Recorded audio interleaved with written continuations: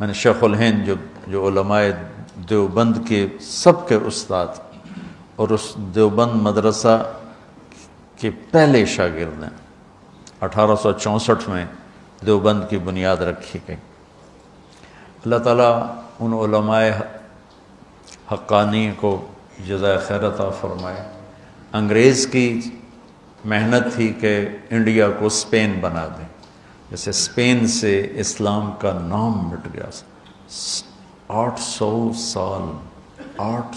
سال کی حکومت کے بعد اسپین میں اللہ کا نام لینے والا ایک نہ بچا، ایک۔ ایسے انہوں نے دھو کے رکھ دیا۔ اور وہ قرطبہ کی جامع مسجد جہاں علامہ قرطبی جیسے بیٹھ کے تفسیر بیان کیا کرتے تھے، وہ ساری گرجا بنی پڑی، ساری صرف محراب کے پاس تھوڑی سی جگہ انہوں نے سے کور کی ہوئی ہے، بس اتنی جتنی یہ 2 پلر ہیں، تو ایسے کر کے انہوں نے باڑ لگا دی ہے۔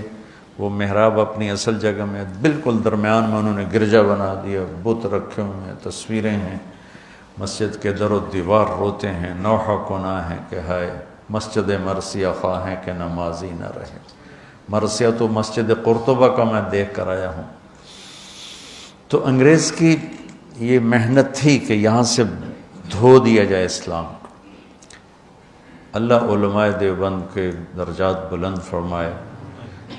1864 میں پہلے یہ حضرات جنگ آزادی میں شریک ہوئے، اور شاملی جہاں علماء دیوبند نے جہاد کیا، حافظ ضامن شہید ہوئے اور کوئی بڑے بڑے شہید ہوئے، کچھ بچ گئے۔ وہ شاملی اب ایک بہت بڑا قصبہ بن چکا ہے۔ میں 89 میں وہاں گیا تھا، تو جب سیاسی طور پر پوری مات کھا گئے اور قوت ہاتھ سے نکل گئی، کیونکہ اپنے ہی جب غیر بن جائیں، کسی کی غداری سے ملک نہیں ڈوبتا، کسی ایک کی غداری سے۔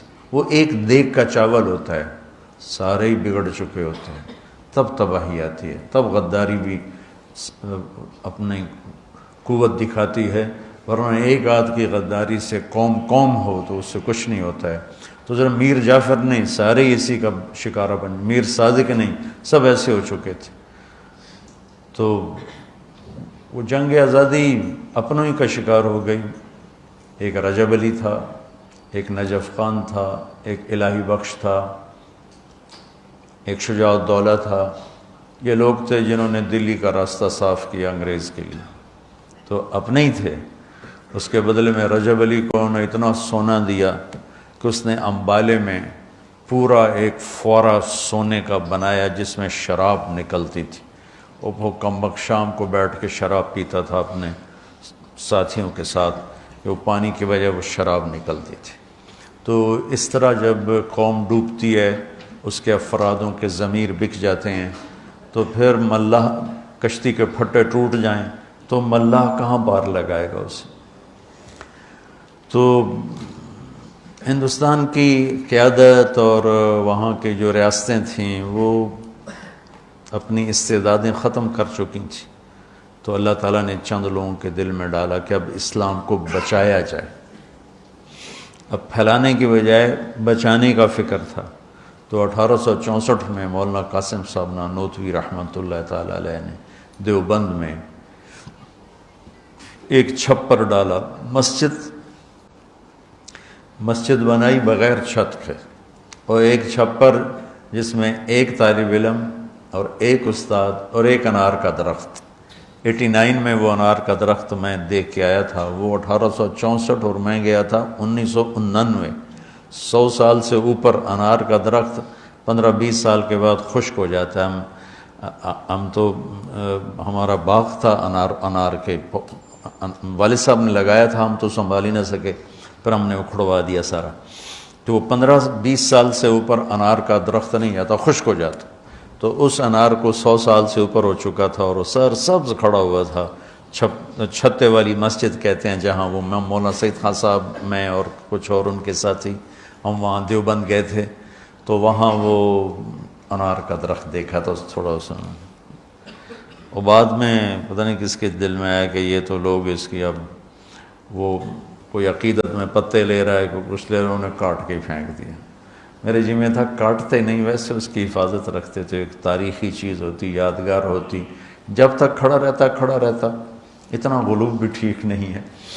تو 1864 میں استاد کا نام محمود احمد اور شاگرد کا نام محمود الحسن، اور کسی کو نہیں پتا کہ کتنی بڑی تاریخ بننے والی ہے۔ مولانا ظفر علی خان رحمۃ اللہ علیہ بہت بڑے شاعر گزرے ہیں، زمیندار اخبار نکالتے تھے، ان کا شعر ہے: شاد بادو شادزی اے سرزمین دیوبند، ہند میں تو نے کیا اسلام کا جھنڈا بلند۔ ہندوستان تو بدعات اور رسومات اور جہالت علم سے مناسبت ہی کوئی نہیں تھی، سب پیروں فقیروں، جو جاہل پیر فقیر تو ہمارا سرمایہ ہیں پر جو صحیح ہوں، لیکن وہ جاہلوں سے جڑے ہوئے تھے۔ تو شاہ ولی اللہ رحمۃ اللہ علیہ پہلی ہستی ہیں جو انڈیا میں حدیث کو لائے، ورنہ فقہ اور منطق مجھے آج تک سمجھ میں نہیں آیا کہ منطق کی ضرورت کیا ہے علم دین کے اندر، مجھے نہیں سمجھ میں آیا۔ یا لیت شعری، کوئی مجھے سمجھا دے۔ تو شاہ ولی اللہ رحمۃ اللہ علیہ پہلی ہستی ہیں جو حدیث کو لے کر آئے، اور لہذا جتنے یہاں حدیث کے سلسلے میں شاہ ولی اللہ پر مل جاتے ہیں، مطلب میرا سلسلہ محمد عبداللہ، خیر محمد یاسین، جو میری قراءتاً ہے، ایک ہے اجازتاً، وہ بھی بتاتا ہوں۔ محمد یاسین، محمود الحسن جن کو شیخ الہند کہتے ہیں، محمد قاسم، عبد الغنی، محمد اسحاق، عبد العزیز، شاہ ولی اللہ۔ اور جو میری اجازتاً ہے وہ عزیر گل، محمود الحسن۔ اس طرح 3 واسطے بیچ میں نکل جاتے ہیں، میرے نصیب میں تھا عالی سند ہونا۔ عزیر گل، محمود الحسن، محمد قاسم، عبد الغنی، محمد اسحاق، عبد العزیز، شاہ ولی اللہ۔ شاہ ولی اللہ پہ دیوبندی، بریلوی، اہل حدیث سب کی حدیث کی سند ان پر آ کر اکٹھی ہو جاتی۔ تو اللہ تعالیٰ نے مولانا قاسم نانوتوی رحمۃ اللہ علیہ کے ذریعے سے 1864 میں ایک چھوٹی سی بنیاد قائم کی، جس کو اللہ تعالیٰ نے اتنا بڑا درخت بنایا کہ انگریز کی ساری سازش ناکام ہونے کے پیچھے دیوبند اور اس کے علاوہ اور جنہوں نے، صرف میں دیوبند کی بات کہوں تو یہ ناانصافی ہوگی، دیوبند اس میں سر فہرست ہے، اور سر فہرست میں بہت اوپر ہے، اور باقی مخلصین نے جو محنتیں کی تو اللہ تعالیٰ نے یہاں اسلام کو باقی رکھا، اور آج ہم اس خطے میں مسلمان بن کر زندہ ہیں۔ یہ اس وقت کے ان مخلصین کی محنت ہے جس میں علماء دیوبند کا ایک بہت نمایاں کردار ہے، اور ہم انہی کے شاگردوں میں سے ہیں۔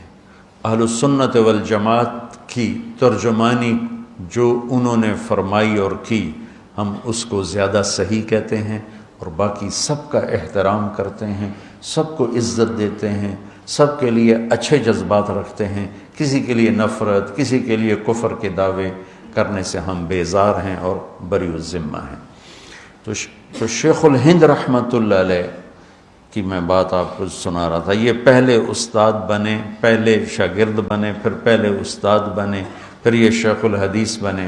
یہ مالٹا میں قید ہوئے تو وہاں سے واپس آئے تو فرمایا کہ 3 سال میں میں نے غور کیا ہے کہ امت کے زوال کے 2 سبب ہیں، ایک قرآن سے دوری اور ایک آپس کے لڑائی جھگڑے اور اختلاف۔ تو میری اب بقایا جو زندگی ہے، میں قرآن کی تعلیم کو عام کروں گا اور امت کو امت بناؤں گا۔ یہ محمود تو دیوبندیت کا پیغام ہے کہ امت امت بنے، لیکن ہم ہی اگر فرقہ واریت کو ہوا دینے لگ گئے تو پھر حق گوئی کہاں رہ گئی اور امت بنا کہاں رہ گیا۔ تو اللہ نے اپنے فضل سے ایک سلسلہ شروع کروایا۔ 1999 میں میرا خواب تھا کہ ایک مدرسہ ہو، جس میں عربی تعلیم ہو، وہ بچے ایسے ہوں جن کا قرآن سے شغف ہو، حدیث سے شغف ہو، فقہ جہاں پر ہے وہاں چلی جائے۔ پہلا نمبر ہے قرآن، دوسرا نمبر ہے حدیث، اور تیسرا نمبر ہے فقہ۔ ہم نے الٹا کر دیا ہے، پہلا نمبر پہ فقہ ہے اور پتہ نہیں قرآن کس نمبر پر ہے اور حدیث کس نمبر پر ہے۔ فقہ غالب ہو گئی ہے، ہم فقہ سے بے نیاز نہیں ہو سکتے، لیکن ترتیب تھوڑا بدل دیں کہ پہلے قرآن ہو، پھر حدیث پاک ہو، پھر فقہ ہو، اب ہم قرآن سے زندگی سیکھیں، حدیث پاک سے زندگی سیکھیں۔ تو یہ جو میں نے رمضان میں چند دن نیت کی ہے کہ کچھ بات آپ کے سامنے لاتا رہوں گا کہ قرآن ہمیں زندگی کیسے سکھاتا ہے۔ میں پورا قرآن نہیں بیان کر رہا نا، میں اتنا بڑا علامہ ہوں کہ پورا قرآن بیان کروں، جو اس میں سے زندگی کے درس اور سبق ہیں وہ آپ کو بتانا چاہتا ہوں۔